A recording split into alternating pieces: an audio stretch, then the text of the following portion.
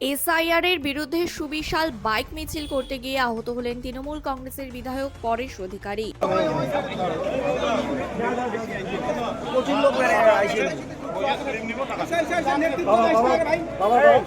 অন্যদিকে মিছিল চলাকালীন আরেকজন কর্মী অসুস্থ হয়ে পড়েন, সঙ্গে সঙ্গে তাকে উদ্ধার করে হলদিবাড়ি গ্রামীণ হাসপাতালে নিয়ে যাওয়া হয়।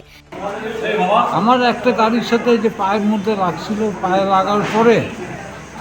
লাগার পরে ওইটার ব্যথা ছিল, মাথায় একটা কেমন আঘাত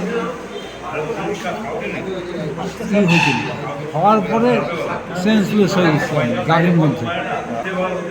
তারপর আমি বাইকে কি হয়েছে আমি আর বলতেই পারবো না কিছু। আমার নাম সঞ্জিত কুমার মিত্র, বাড়ি হলদিবাড়ি মেলার মাঠ। মিছিল চলাকালীন বাইক থেকে পড়ে গিয়ে সামান্য চোট পান তিনি। ঘটনায় এলাকায় কিছুক্ষণের জন্য চাঞ্চল্যের সৃষ্টি হয়। মঙ্গলবার কোচবিহারের হলদিবাড়িতে এসআইআর এর বিরুদ্ধে প্রতিবাদ জানিয়ে আয়োজন করা হয় একটি সুবিশাল বাইক মিছিলের। এই কর্মসূচির নেতৃত্ব দেন এলাকার তৃণমূল কংগ্রেস বিধায়ক পরেশ চন্দ্র অধিকারী। জানা গিয়েছে, হলদিবাড়ি নতুন বাস টার্মিনাস এলাকা থেকে এই বাইক মিছিলের সূচনা হয়। বিপুল সংখ্যক দলীয় কর্মী সমর্থক বাইক নিয়ে মিছিলে অংশগ্রহণ করেন। এরপর মিছিলটি হলদিবাড়ি শহরের বিভিন্ন গুরুত্বপূর্ণ রাস্তা পরিক্রমা করে। মিছিল চলাকালীন হঠাৎই দুর্ঘটনার কবলে পড়েন বিধায়ক পরেশ অধিকারী। বাইক থেকে পড়ে গিয়ে সামান্য আহত হন তিনি, যদিও বড় কোনো আঘাত লাগেনি বলে জানা গেছে।